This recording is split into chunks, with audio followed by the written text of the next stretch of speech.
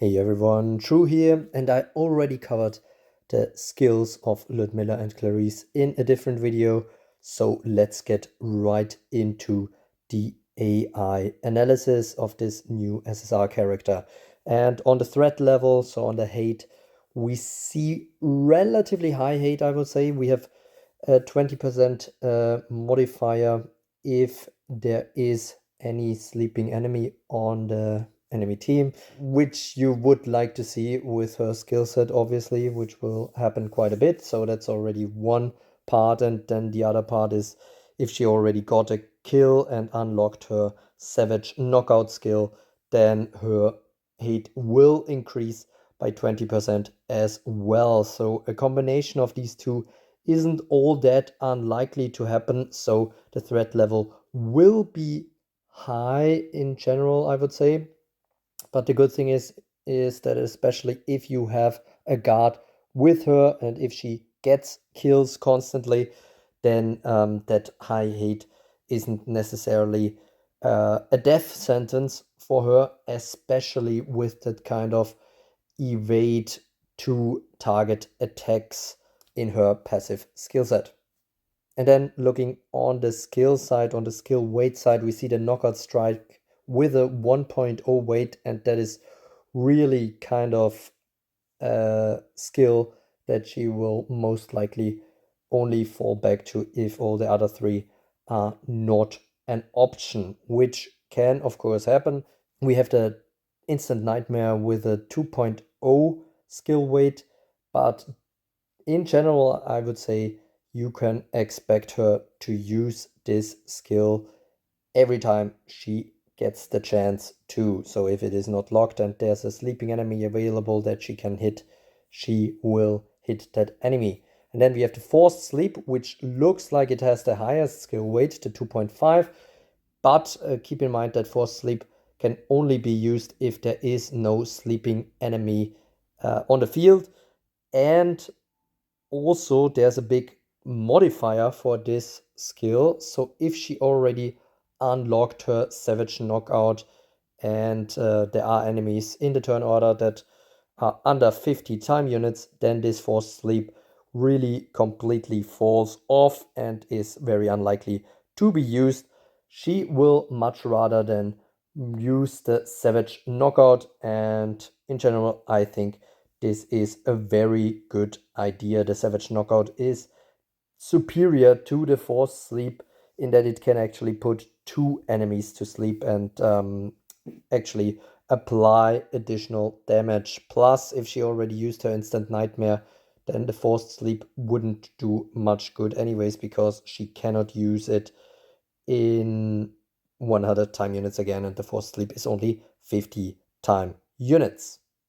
Now, what are my thoughts on Ludmilla and Clarice? And I'm a bit in an unusual situation here because usually I review these characters in detail before they even come out. And now I already saw a bit of her on the battlefield, but my opinion didn't really change from when I first saw the leaks. It's really a very, very good unit with a big weakness. I mean, let's start off with some of the positive stuff. She is kind of a big nerf in just, coming to the battlefield or joining battles to two types of units, actually. One of which is the hold ground and hold ground plus units, which are nerfed significantly, I think, because of the savage knockout and the forced sleep skill and the nightmare hunter. So a lot of different things that nerf these hold ground plus and hold ground units, and that even includes some of the like burning heart units.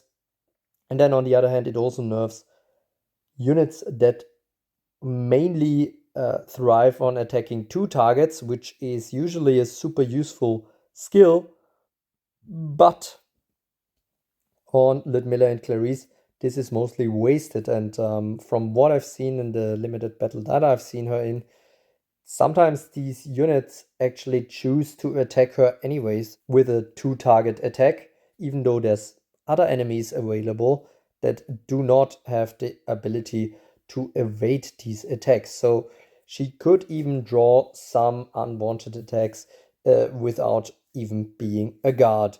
Now, if you've seen my first encounter in top level arena with her, then you will probably know what I'm gonna say next about her weakness, and that is absolutely being stun locked, or rather stun and storm units in general who have the elemental advantage against her on the one hand, and on the other hand, that kind of stun is really one of her main weaknesses.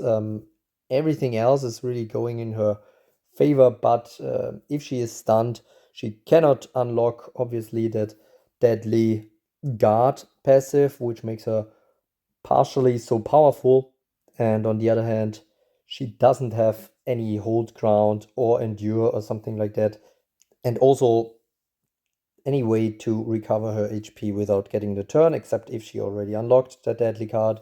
And so if she is stunned, then she is kind of out of the battle. But even if she is stunned, there's still a good chance, if she is behind guards, that she will survive for quite a while because of that evade passive. And that's where the big question comes in. If you run her in front with a sleep team, is it enough to actually counter the more and more prevalent burn platoon ones? And I think she can. I'm not sure if she's enough to make Sleeping Beauty viable in the front against this kind of burn meta, but it's a big question. I mean, this is kind of what could make or break this unit, because if she is enough to kind of change the meta of the game, then she will be a must-have. In general, she's a really, really good unit, but much better if you run her with actual sleep support. And of course, she needs that kind of guard, so she's a good character, I think, to start in front with.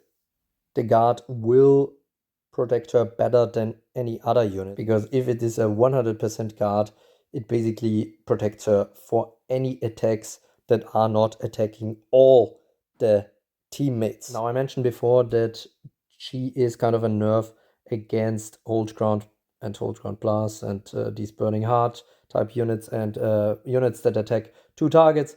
And Commander Astrid fits both these categories. So that is very interesting, and also she has an elemental advantage against Commander Astrid.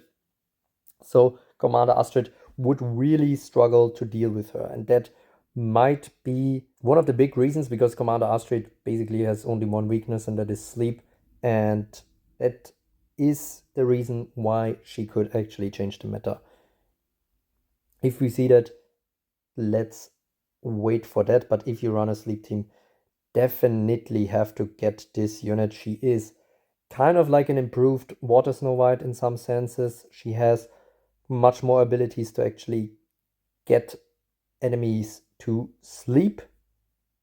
She has a faster and better attack to actually take care of that, and she kind of doesn't have the stealth, of course, in her skill set, but on the other hand, stealth is getting nerfed so hard nowadays that this isn't even so bad. I mean, she has the evade two target attacks passive, which was initially kind of a feature of stealth.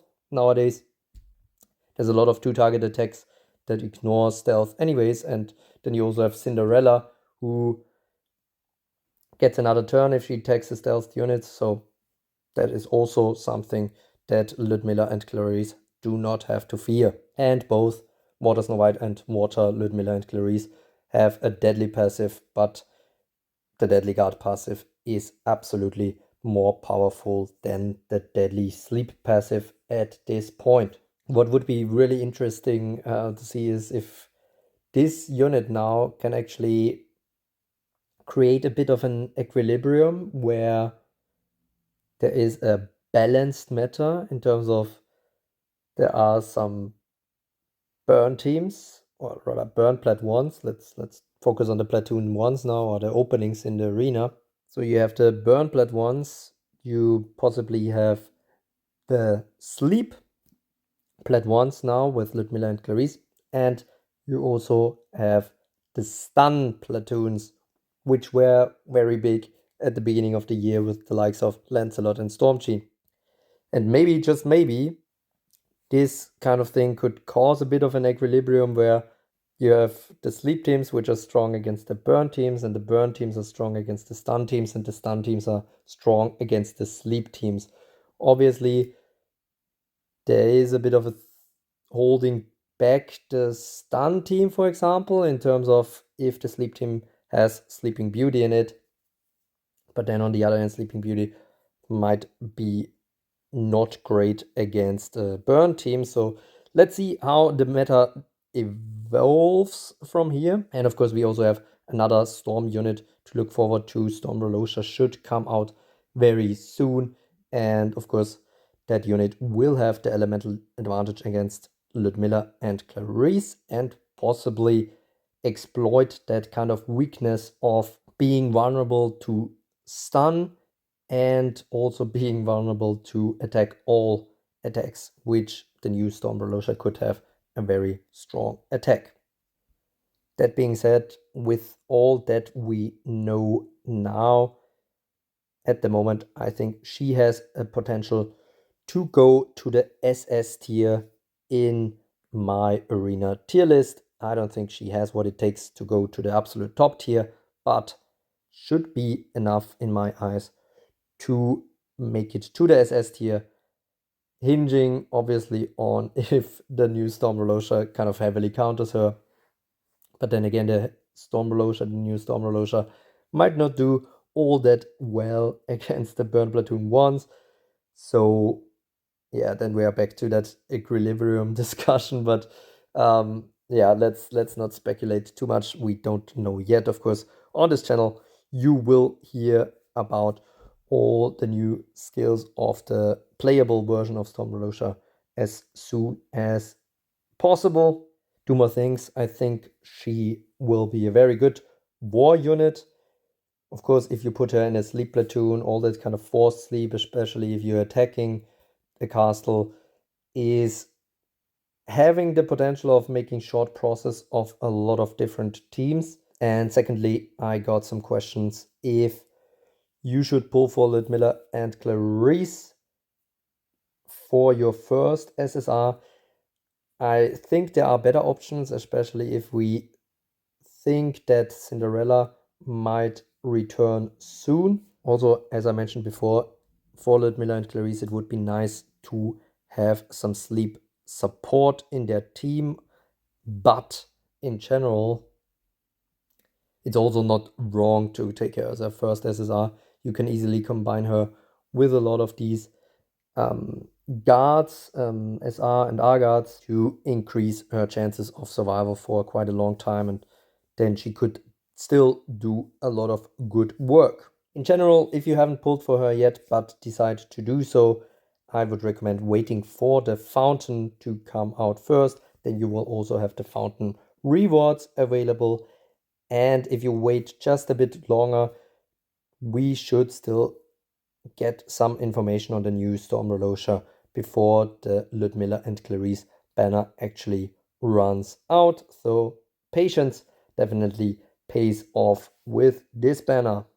That's it for now. As some of you guys know from my Discord server, this review got severely delayed by my lack of voice, or rather me losing my voice for a few days. But usually you can expect my review much sooner. I hope you still enjoyed this, and the information contained in this video. Materials were provided as usual by Nizetto, by Saturn, by LansGS. I just hit 1000 subscribers, which is a huge milestone for me. So thank you very, very much for all of your support. If you aren't already subscribed, make sure to hit that subscribe button to become a true carrot.